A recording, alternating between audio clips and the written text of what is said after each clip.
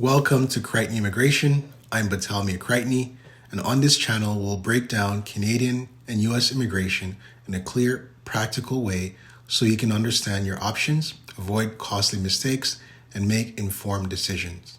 I'm also legally licensed to practice Canadian immigration, and we work with U.S. immigration attorneys. If you're exploring permanent residency options, work permit, or cross-border opportunities between Canada and the United States, you're in the right place. Before we get started, please take a moment to like this video and subscribe to our channel for weekly insights and real-time strategies. Today we'll talk about LMIA-exempt work permits and what are some of the options. One of the biggest myths in Canadian immigration is that you always need an LMIA to work in Canada. That's simply not true. In many cases, you can work in Canada without an LMIA, and today I'm going to explain when, how, and who qualifies for an LMIA. Now let's explain what an LMIA is. An LMIA is a labor market impact assessment.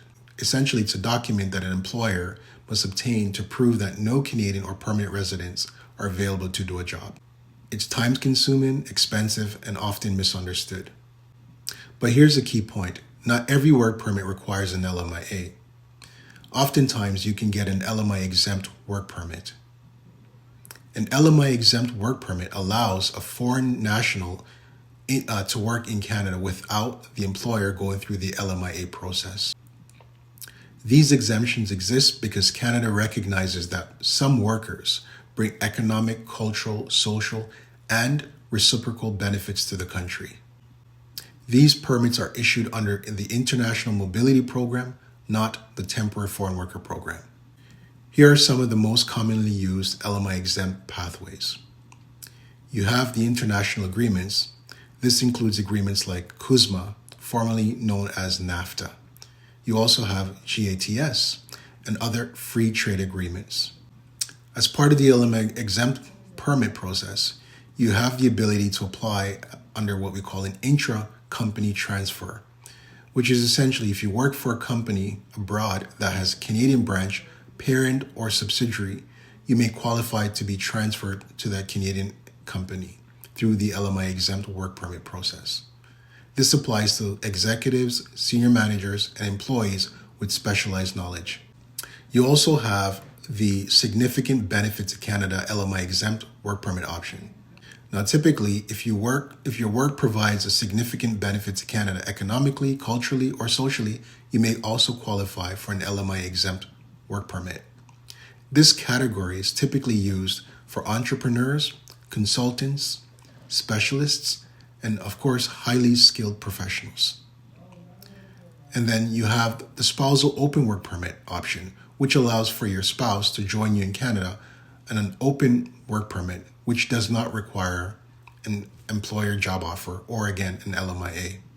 And then finally, you have the Francophone mobility for French-speaking workers who are entering the labor force outside of Quebec. They may also apply for an LMIA-exempt work permit. Now, ultimately, why does all of this matter? Many people waste months or even years pursuing an LMIA when they in fact never needed one in the first place. Choosing the wrong program and pathway can lead to refusals, delays on the application, loss of job opportunities, unnecessary costs, and ultimately a waste of time. My suggestion is that every case is different, and sometimes just because an employer may say you need an LMIA, it does not mean it's true.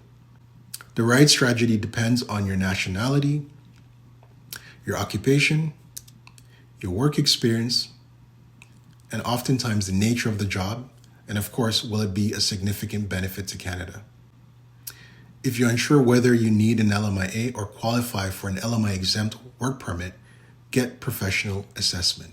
And reach out to us, we've got you covered, and we can assist you in finding the right pathway, whether you need an LMIA or your job is an LMIA-exempt option. Please subscribe to our channel, and thank you for watching.